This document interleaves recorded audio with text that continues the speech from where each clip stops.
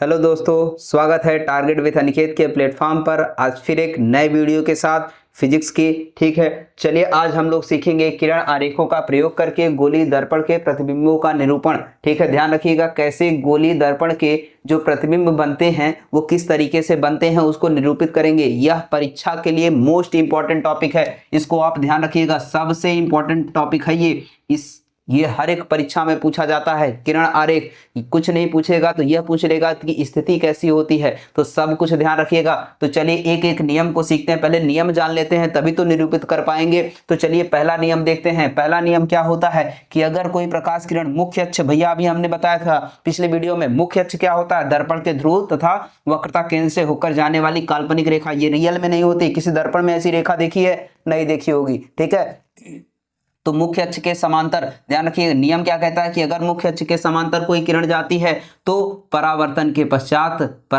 पश्चात मुख्य फोकस से होकर के जाएगी। क्या होगी? मुख्य फोकस से होकर के जाएगी या जाती हुई प्रतीत होगी। अब बड़ी समस्या आती है, किसमें जाएगी किसमें जाती हुई प्रतीत होगी। हमने तो बोल दिया कि दोनों होता है, तो आप कैसे जानेंगे कि किसमें वास्तव में होता है किसमें नहीं होता है? तो ध्यान रखिएगा, अवतल दर्पण जो होता है, ये कौन सा दर्पण है भैया? अवतल दर्पण। कौन सा? अवतल दर्पण। ध्यान रखिएगा, अवतल का मतलब दबा हुआ तल। ठीक है, कौन सा दर्पण? अवतल दर्पण। ठीक है, तो ध्यान रखिएगा, इसको हम क्या कहते हैं भैया? कॉनकेव मिरर कहते हैं। क्या कहते हैं? कॉनकेव। ठीक है, कॉनकेव कहते हैं। क्या कहते हैं? कॉनकेव कहते हैं। इसको हम कहते हैं उत्तल दर्पण। क्या कहते हैं भैया? उत्तल दर्पण कहते हैं। क्या कहते हैं? उत्तल दर्पण। इसको कहते हैं कॉन्वेक्स। क्या कहते हैं? कॉन्वेक्स मिरर कहते हैं। इसको कॉनकेव मिरर कहते हैं। ठीक है, तो ध्यान रखिएगा, अवतल दर्पण में रियल में इमेज बनता है। यही एक दर्पण है जो रियल इमेज बनाता है। ये कैसा बनाता है? ये भी आभासी बनाता है, समतल के जैसे। ध्यान रखिएगा, बस इसमें पलट जाता है, उल्टा भी बना देता है। उल्टा बना देता है नहीं, आभासी जब भी बनेगा सीधा बनेगा। ये भी हम सिखाएंगे भैया, ध्यान रखिएगा। अब देखिए मैंने क्या कहा था कि जब प्रकाश की किरण मुख्य अक्ष के समांतर जाती है तो मुख्य फोकस से होकर के चली जाती है। इसमें तो इसका काम क्या है? इकट्ठा करना, लेकिन इसका काम क्या है? फैला देना। फैला देने वाला भैया कभी एक जगह मिलाएगा क्या? नहीं मिलाएगा। तो इसमें कुछ इस तरीके से दर्पण के पीछे फोकस होता है। कहां होता है? दर्पण के पीछे फोकस होता है। किसमें? उत्तल में। इस बात को ध्यान रखिएगा। पहला नियम आपका हो गया। ठीक है, पहला नियम आप समझ गए कि जब कोई प्रकाश किरण क्या होगी? मुख्य अक्ष के समांतर जाती है तो क्या होती है? मुख्य फोकस से होकर के जाती है। इतनी बात समझ में आई। चलिए दूसरा भी सीखते हैं, इसी में सीख लेते हैं दूसरा। ठीक है, अब दूसरा नियम कैसा बनेगा इसको भी थोड़ा सा सीख लेते हैं। ठीक, अगर हम दूसरे नियम की बात करें तो अब एक नियम ये हो गया कि मुख्य अक्ष के समांतर हो जाती है, अगर जाती है तो मुख्य फोकस से। दूसरा कहता है कि अगर मुख्य फोकस से होकर के जाएगी कोई प्रकाश किरण तो इसी का उल्टा मुख्य अक्ष के समांतर हो जाएगी। क्या हो जाएगी? मुख्य अक्ष के समांतर। अब देखिए जब ये किरण ऐसे जा रही है, कहां पे? मुख्य फोकस की दिशा में। क्या इसके पीछे जा सकती है? नहीं, क्योंकि हमने कर दिया है कलई। तो ये क्या हो जाएगा? मुख्य अक्ष के समांतर हो जाएगा। क्या हो जाएगा? मुख्य अक्ष के समांतर हो जाएगा। पहला नियम क्या था? मुख्य अक्ष के समांतर जाने वाली किरण मुख्य फोकस से होकर के जाती है, लेकिन अब क्या होगा? मुख्य फोकस से होकर जाने वाली किरण मुख्य अक्ष के समांतर हो जाए। ठीक, क्या? मुख्य फोकस की तरफ जाने वाली किरण परावर्तन के पश्चात मुख्य अक्ष के समांतर हो जाती है। ठीक है, इतनी बात समझ में आई। ये दो नियम हो गए। अगर हम तीसरे नियम की बात करें, तीसरा नियम और भी अच्छा है। ठीक है, तीसरे नियम में कुछ नहीं होता है। तीसरा नियम तो सबसे आसान भैया, ये जो प्रकाशी केंद्र आप देख रहे हो, सॉरी वक्रता केंद्र देख रहे हो ना, वक्रता केंद्र को जाने वाली प्रकाश की किरण परावर्तन के पश्चात उसी मार्ग पर वापस लौट आती है। क्या करती है? उसी मार्ग पर वापस, ऐसे जा रही थी यहीं से लौटकर चली आएगी। ऐसे जा रही है, कोई प्रकाश की किरण है भैया, ऐसे जा रही है, कहां जा रही है? प्रकाश वक्रता केंद्र पर। कहां जा रही है? वक्रता केंद्र पर। तो ऐसे जा रही है तो टकराकर यहीं से वापस लौट जाएगी। क्या इधर जा पाएगी कि नहीं? नहीं जा पाएगी। तो हम जब यहां खड़े होकर दोबारा उसको देखेंगे तो लगेगा कि यहां से आ रही है, वक्रता केंद्र से आ रही है। तो यही तीन नियम है जिनका उपयोग आप करेंगे। यही तीन नियम है जिनका उपयोग आप करेंगे प्रतिबिंब बनाने के लिए। तो आइए सबसे पहले शुरू करते हैं, एक दर्पण का प्रतिबिंब बनाते हैं। ठीक है, किसका बनाते हैं? एक एक दर्पण का प्रतिबिंब बना करके देखते हैं। ठीक है, तो चलिए सबसे पहले शुरू करते हैं किसके बारे में? अवतल दर्पण के बारे में। किसके बारे में? अवतल दर्पण के बारे में। ठीक है, अवतल दर्पण की कुल कितनी स्थितियां होती हैं? ध्यान रखिएगा, 6 स्थितियां होती हैं। कितनी स्थितियां होती हैं? 6 स्थितियां। 6 के 6 बहुत इंपॉर्टेंट है। आप जान लीजिए दर्पण अगर आप पढ़ लेते हैं तो बिल्कुल ऐसा ही होता है लेंस, बस उसमें क्या होता है थोड़े सा परिवर्तन होता है, वो हम आपको बताएंगे। ठीक है, ध्यान रखिए जो अवतल दर्पण होता है वह बन जाता है उत्तल लेंस। क्या बन जाता है? उत्तल लेंस। तो इतने अच्छे से आपको दर्पण पढ़ना है कि लेंस के समय केवल आपको बता दें, बस आप खत्म कर दें, आपकी परीक्षा में ज्यादा दिन बचे नहीं हैं। ठीक है, तो आइए चलिए देखते हैं। ठीक, तो हम क्या पढ़ने वाले हैं भैया? अवतल दर्पण के बारे में पढ़ने वाले हैं। किसके बारे में पढ़ने वाले हैं? अवतल दर्पण। ठीक है, अवतल दर्पण। ठीक, चलिए देखते हैं अवतल दर्पण। ये हो गया हमारा अवतल दर्पण। ठीक है भैया, अब बन गया, क्या बन गया? अवतल दर्पण है कि नहीं है भैया? जिसका प्रकाश का परावर्तन दबे पृष्ठ से हो उसे हम क्या कहते हैं? अवतल दर्पण कहते हैं। क्या कहते हैं? अवतल दर्पण कहते हैं। इसको कहते हैं ध्रुव, इसको कहते हैं यफ, इसको कहते हैं सी, और यहीं पर हम मान लेते हैं क्या? इन्फिनिटी, अनंत मान लेते हैं। अब देखिए हमने तो कहा 6 स्थितियां होती हैं, वह स्थितियां बहुत जरूरी हैं आपको जानना। क्या? उन स्थितियों को जानना। तो सबसे पहली स्थिति आपकी होती है इन्फिनिटी, इसको ले लेते हैं। फिर दूसरा अनंत और वक्रता केंद्र के बीच की स्थिति। तीसरी स्थिति क्या होती है? मध्य वाली स्थिति एफ। फिर क्या होगा? सी और एफ के बीच वाली स्थिति, इसको हम नाम दे देते हैं चौथी स्थिति। इसको कहते हैं पांचवी स्थिति, और इसको कहते हैं छठी स्थिति। कुल मिला के 6 स्थितियां। अब इनके नाम जान लेते हैं। पहला अनंत पर, दूसरा वक्रता केंद्र तथा अनंत के बीच, वक्रता केंद्र अनंत के बीच। अब ये सिर्फ यही नहीं, यहां से यहां तक कहीं भी हो सकता है, ध्यान रखिएगा, कहीं भी हो सकता है। ठीक, अच्छा तीसरी बात आ गई वक्रता केंद्र। यही देखिए इनसे इनके बीच में, हमको इसको भूल जाना है कुछ देर के लिए। यहां से यहां तक के बीच की स्थिति कौन है? 3। तो बीच स्थिति मतलब मध्य, मध्य में स्थिति क्या होती है? बराबर होती है, सब कुछ बराबर होता है। तो यहां ध्यान रखिएगा जहां पे है वहीं पर प्रतिबिंब बनता है। अब देखिए प्रतिबिंब कैसा बनता है? पहले का प्रतिबिंब बनेगा पहले पर हमेशा। अब देखिए मैं नीचे क्यों लिख रहा हूं? क्योंकि वस्तु को मुख्य अक्ष के ऊपर रख रहे हैं, तो प्रतिबिंब कहां बनेगा? नीचे बनेगा। तो इसलिए नीचे बनेगा क्योंकि हमको यह भी दिखाना है कि प्रतिबिंब की प्रकृति कैसी होती है, तो हम वो भी देखते रहेंगे, इसलिए मैं इस तरीके से बता रहा हूं। ठीक है, अगर 1 पे रखेंगे तो प्रतिबिंब 1 पर बनेगा, 2 पर यहां रखेंगे, तीसरा यहां, चौथा यहां, पांचवा यहां। ये बहुत ही अच्छा तरीका है, आपको याद रखना है।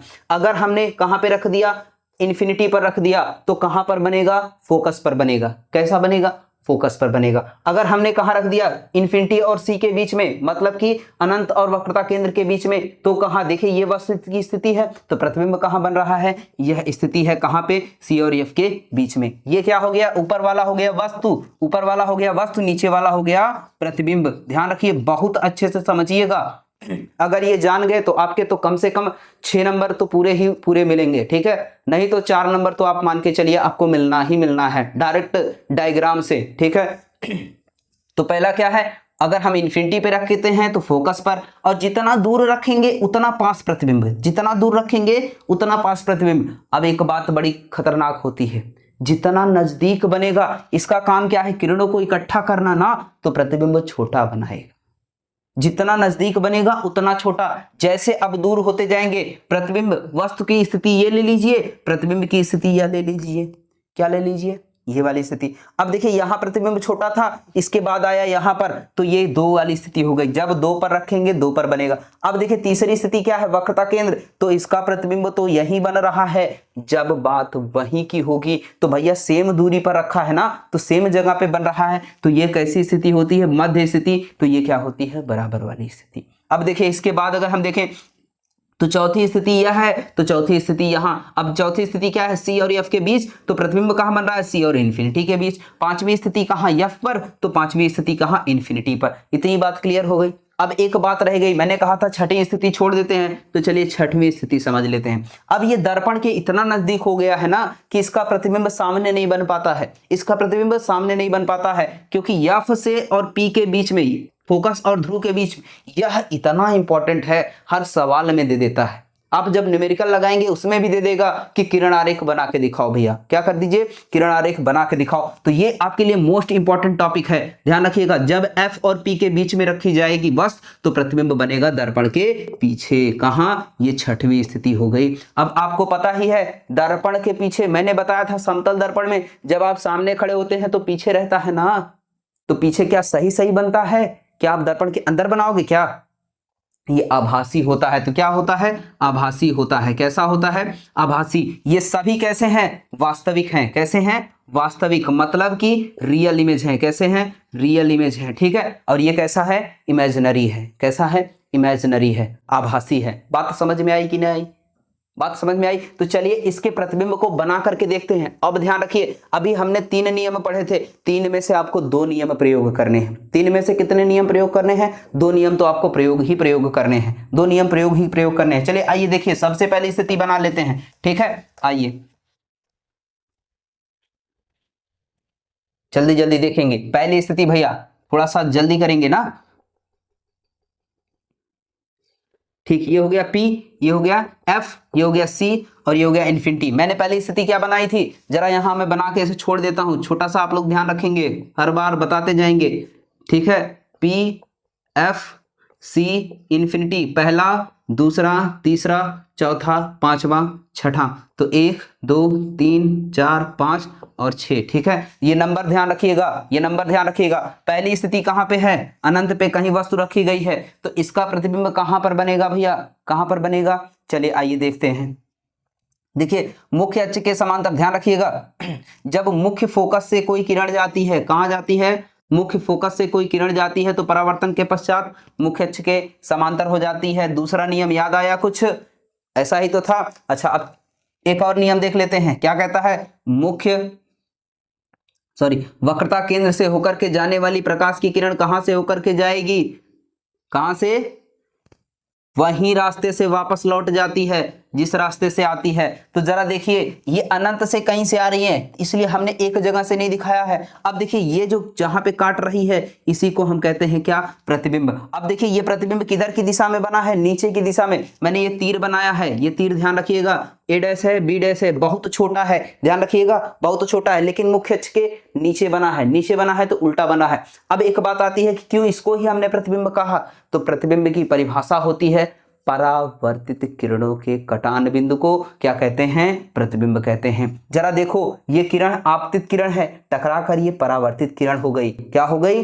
परावर्तित किरण। अब देखिए कुछ लोग कहेंगे कि अरे सर ये तो आपतित किरण को मिल रहा है। नहीं भैया, ये यहां से जाके यहीं से टकरा कर फिर वापस भी तो आ रहा है। तो ये क्या हो रहा है? वापस भी आ रहा है। इस बात को ध्यान रखेंगे। ठीक है, तो यही तो बन रहा है। ठीक, यही तो बन रहा है। तो ये क्या हो गया? आपतित किरण के साथ साथ परावर्तित किरण भी है, तो यही परावर्तित किरण है, तो इसलिए परावर्तित किरणों का कटान बिंदु। अब देखिए वस्तु की स्थिति क्या है? अनंत है। कहां है? अनंत है। वस्तु की स्थिति अनंत है। प्रतिबिंब कैसा है? कैसा है? वास्तविक है। कैसा है? वास्तविक है। और आप वास्तविक और उल्टा है, ध्यान रखिएगा। कैसा है? उल्टा है। वास्तविक और उल्टा, वास्तविक उल्टा, और वस्तु से छोटा। क्या? वस्तु से छोटा। अब ये भी पूछता है वास्तविक उल्टा और वस्तु से छोटा, प्रकृति हो गई ना, छोटी प्रकृति की है। वास्तविक इसका नेचर है, वास्तविक नेचर का बन रहा है, उल्टा बन रहा है। कैसा बन रहा है? उल्टा बन रहा है। तो पहली स्थिति हो गई। आइए दूसरी स्थिति को थोड़ा सा समझ लेते हैं। कैसी स्थिति? दूसरी स्थिति को थोड़ा सा समझते हैं। ठीक है, दूसरी स्थिति आपके सामने है। ये हो गया F, ये हो गया C, ये हो गया इन्फिनिटी। अब मैंने कहा था इन्फिनिटी पर अगर हम देखिए, अब पहली स्थिति तो हो गई, दूसरी स्थिति कहाँ है? यहाँ बीच में है ना। तो आइए यहाँ पे रख देते हैं। अब ये वस्तु हो गया। ठीक है, यहाँ से कोई प्रकाश किरण ऐसे जा रही है। ठीक है, परावर्तन के पश्चात कहाँ से होकर के जाएगी? मुख्य फोकस से। अच्छा, ये तो हो गई वस्तु की स्थिति। ठीक है, ये क्या हो गए? A हो गया, ये B हो गया। अब जरा देखो दूसरा नियम भी लागू कर लेते हैं। एक और मैंने कहा था 2 नियम आपको बता देंगे प्रतिबिंब कैसा बन रहा है। देखिए ये परावर्तित किरणें यहीं मिल रही है ना, तो यहीं तो बनेगा। किससे? मुख्य अक्ष से। तो ये कैसा हो गया? A डैश और ये हो गया B डैश। तो प्रतिबिंब कैसा बना? वास्तविक बना। कैसा बना? वास्तविक बना। फिर से उल्टा बना, उल्टा बना, और वस्तु से छोटा बना। वस्तु से छोटा। और कहां पे बन रहा है? कहां पर? C तथा F के बीच। C तथा F के बीच। और वस्तु कहां रखी गई है? इन्फिनिटी तथा C के बीच। इन्फिनिटी तथा C के बीच। ये बातें याद रखेंगे। चले एक और देख लेते हैं। ठीक है, फिर से देखिए, ये हो गया आपका F, ये हो गया C, ये हो गया इन्फिनिटी। अब कहां पर? यहीं पर बना लेते हैं। C पर तीसरी स्थिति यहीं पर तो है। C पर जब चलेगा कोई प्रकाश किरण कुछ इस तरीके से जाएगा, कोई दिक्कत नहीं। ठीक है, ध्यान रखिएगा, जब ऐसा बनाना है। ठीक, अब यहां से देखिए कोई प्रकाश की किरण जब एफ से जाती है तो आप लोग तो पढ़े ही हैं, एफ से जाने वाली प्रकाश की किरण परावर्तन के पश्चात कहां से होकर के जाती है, परावर्तन के पश्चात एफ से जाने वाली प्रकाश की किरण परावर्तन के पश्चात मुख्य फोकस से होकर के जाती है। तो देखिए कहां पे कट कर रहा है, ये हो गई किरण यहां से टकरा कर जा रही है, यहीं पर तो मिल रही है, ये ए डैश हो जाएगा, ये बी डैश, क्योंकि ये ए है और ये बी है। देखिए वस्तु जहां थी वहीं पर नीचे की दिशा में बन रहा है, सेम साइज का, जितना साइज इसका उतना साइज इसका, आप जब नाप कर बनाएंगे तो उतना ही बनेगा। तो यहाँ पर सी पर बनेगा, वहीं बनेगा जहां वस्तु थी वहीं प्रतिबिंब बनेगा, सी पर बनेगा और वास्तविक बनेगा। कैसा बनेगा, वास्तविक बनेगा। ठीक है, और उल्टा बनेगा, कैसा बनेगा, उल्टा, वस्तु के कैसा बनेगा, वस्तु के बराबर बनेगा। कैसा बनेगा भैया, वस्तु के बराबर बनेगा। बात समझ में आई कि नहीं आई? चलिए थोड़ा सा और एक देखते हैं। 3 स्थितियां हो गई, चौथी स्थितियां देखिए, धीरे धीरे हम वस्तु को नजदीक ही ला रहे हैं और प्रतिबिंब धीरे धीरे दूर होता जा रहा है। क्या होता जा रहा है, दूर होता जा रहा है। ठीक है, इस बात को आप ध्यान रखेंगे। ठीक, आइए फिर से एक देख लेते हैं। यहां ये हो गया एफ, ये हो गया सी और ये हो गया इन्फिनिटी। अब कहां पे रखेंगे, चौथी स्थिति कहां है भैया, ये वाली देखिए सी और एफ के बीच में, तो यहां रख देते हैं सी और एफ के बीच में स्थिति। तो यहां से देखिए प्रकाश की किरण परावर्तन के पश्चात कहां से जाएगी, चलिए भैया हम इसी को बना लेते हैं एफ। ठीक है, पहली स्थिति क्या थी, जब मुख्य अक्ष के समांतर जाएगी तो मुख्य फोकस से होकर के जाएगी। अब दूसरा वाला समझ लेते हैं, ये तो हो गया आपका, है ना, इस बात को ध्यान रखिए। अब दूसरा वाला नियम लगा लेते हैं, मुख्य फोकस से होकर के जाने वाली प्रकाश की किरण कहां से जाएगी, मुख्य अक्ष के समांतर हो जाएगी। क्या हो जाएगी, मुख्य अक्ष के समांतर। अब जरा देखो कहां बन रहा है, इन्फिनिटी तथा सी के बीच में, इन्फिनिटी तथा सी के बीच में ये है वस्तु। ठीक है, अब इसका प्रतिबिंब बन रहा है ए डैश और बी डैश। क्या आपको देखने से नहीं लग रहा, इससे ये बहुत बड़ा प्रतिबिंब बन रहा है, इससे तो बड़ा ही बन रहा है। तो फिर कहां बनेगा, सी तथा अनंत के बीच में, सी तथा अनंत, सी तथा अनंत के बीच में कैसा बनेगा, वास्तविक बनेगा। कैसा, वास्तविक।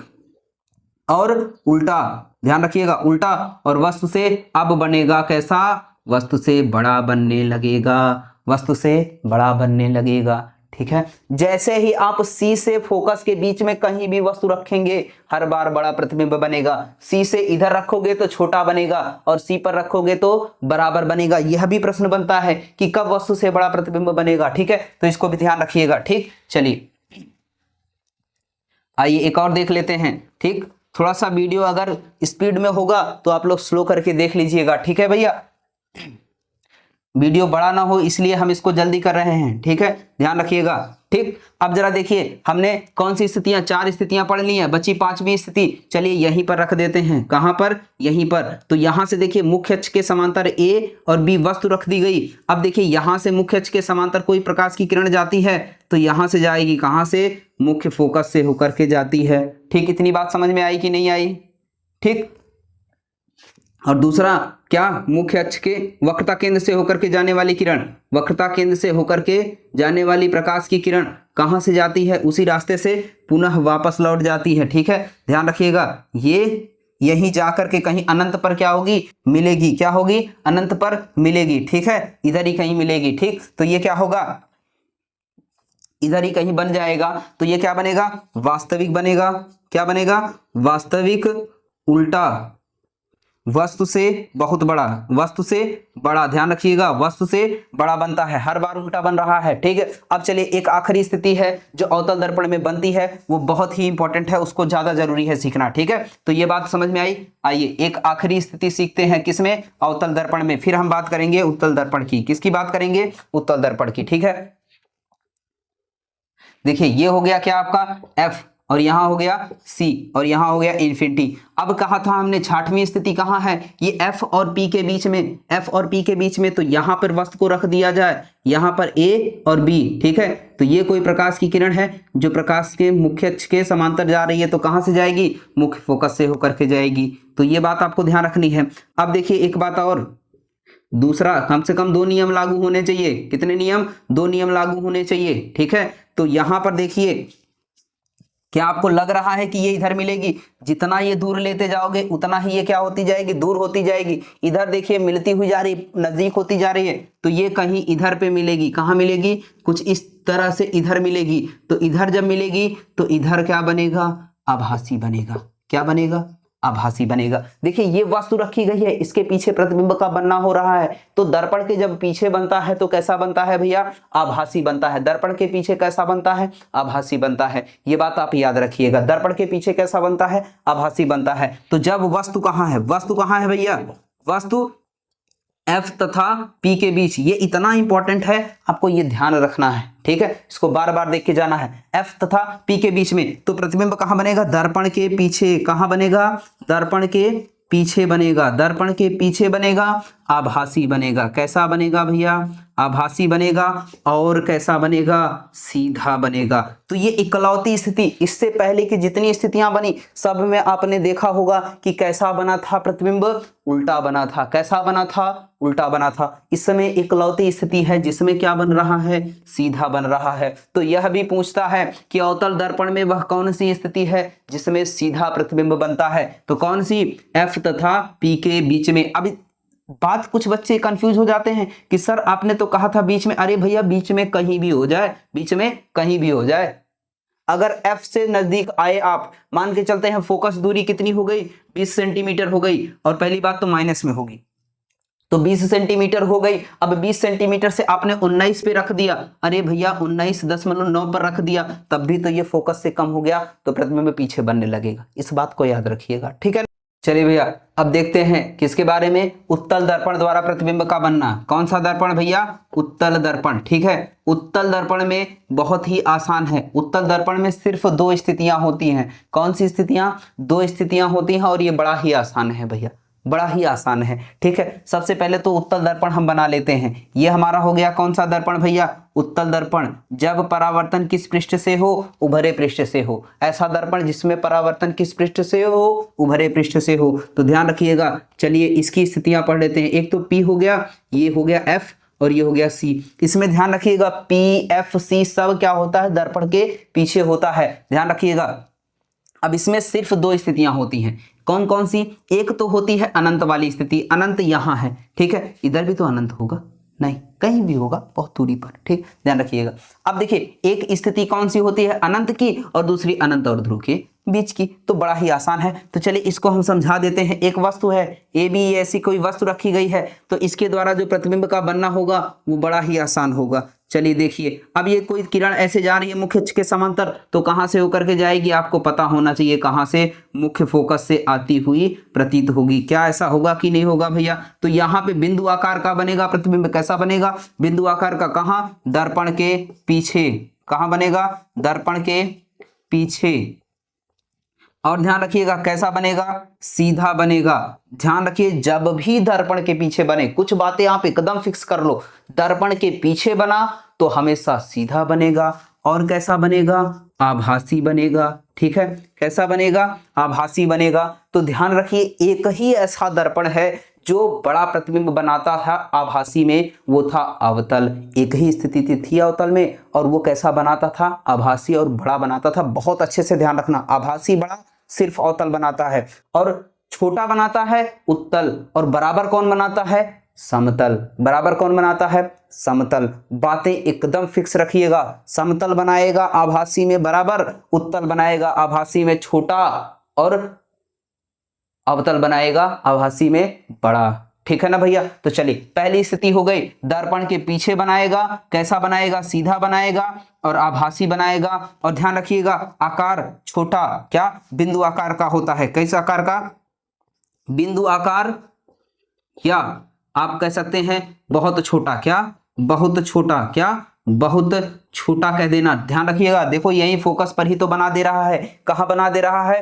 दर्पण के पीछे, कहां पे, फोकस पर। कहां पर, फोकस पर। ये बात भी याद रखिएगा, कहां पर, फोकस पर। पहली स्थिति हो गई जब वस्तु कहां है, वस्तु है अनंत पर। कहां पर है, वस्तु अनंत पर है, ठीक है। आइए एक और स्थिति है, उसी को सीख लेते हैं बस, और इसके बाद ये बातें खत्म हो जाएंगी प्रतिबिंब के बनने की, ठीक है। आइए आखिरी स्थिति इसकी, ठीक है, प्रतिबिंब बनने का नियम, ठीक।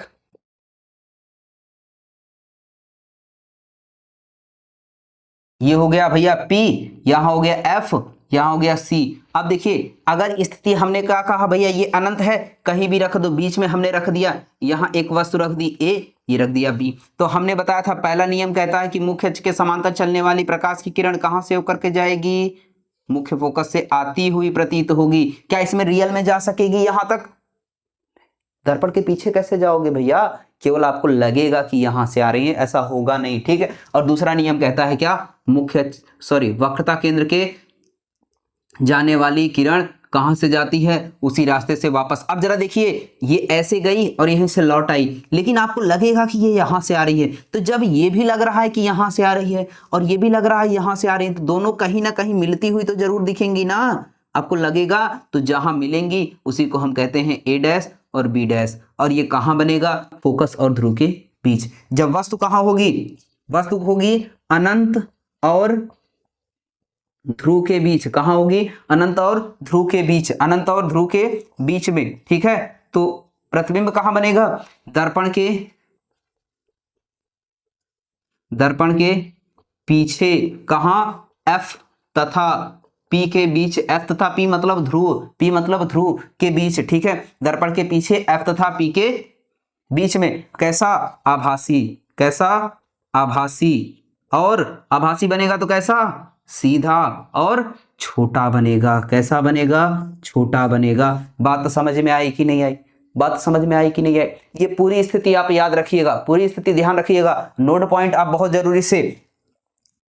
आभासी प्रतिबिंब की बात कर रहे हैं, कौन से प्रतिबिंब की, आभासी की। अगर आभासी में बात करें बड़ा प्रतिबिंब, बड़ा कौन बनाता है, तो अवतल लिखिएगा, कौन, अवतल। अगर छोटे की बात करें तो कौन बनाता है, उत्तल। कौन बनाता है, उत्तल। और बराबर की बात करिएगा तो कौन बनाता है, बराबर बनाता है समतल दर्पण, ठीक है। ये सब दर्पण में बहुत इंपॉर्टेंट बात है। अगर आभासी प्रतिबिंब की बात आए, कहता है कि बड़ा प्रतिबिंब है ना भैया, आवर्धित प्रतिबिंब, ठीक है। ध्यान रखिएगा कौन बनाता है, अवतल।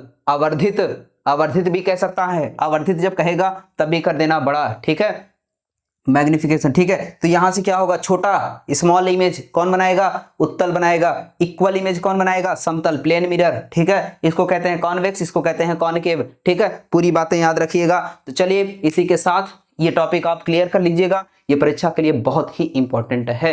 तो ठीक है, चलिए फिर से मिलते हैं फिर एक नए वीडियो में। जय हिंद।